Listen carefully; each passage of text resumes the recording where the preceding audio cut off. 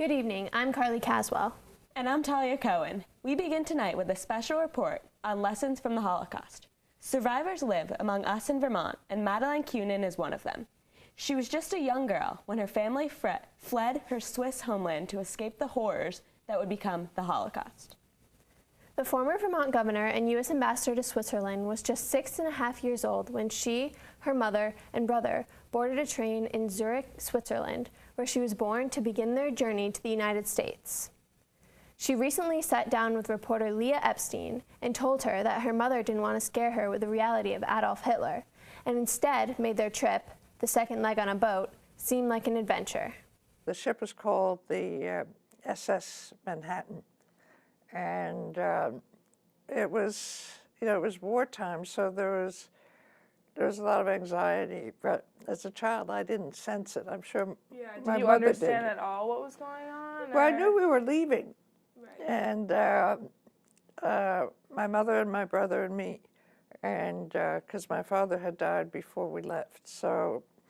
As I look back, she was a very brave woman. Kunin first lived in New York and California before arriving in Vermont. She had to learn how to speak English and about American style and culture. It wasn't until several years later that she began to understand why her family moved to America. As Kunin told Epstein, it was then that she first learned of the numerous family members who had perished in concentration camps, including the infamous Auschwitz. I read a book when I was maybe 12 or 13 called Blessed is the Match. And it was one of the early books about the Holocaust. My mother didn't want to talk about it, which was true of a lot of parents. And it was only slowly that I began to find out more. We had family in Germany. We had family in France. We had family in Holland. I mean, one of the reasons I mention all these countries is because people sort of spread out trying to figure out how to escape and what to do. Kunin was pleased to learn that Champlain Valley Union High School offers a class for juniors and seniors solely dedicated to the Holocaust. She told Epstein that piece of the world's history is important to remember so that it doesn't get repeated. I think the history of the Holocaust is very important to remember. And it's still very hard to explain, actually, how a highly cultured, highly civilized nation could commit such horrible crimes. And of course, we still see similar genocides today, in the Congo, and not that long ago in Cambodia. And so it makes you wonder what makes human beings capable of such evil. Kunin says the only answer to try to change that is to speak up. Her experiences as a child had a profound impact on her decision to become politically active and to speak up for what she believed in. She told Epstein that even today, people should learn from the past and speak up for victims of abuse, even those who are bullied.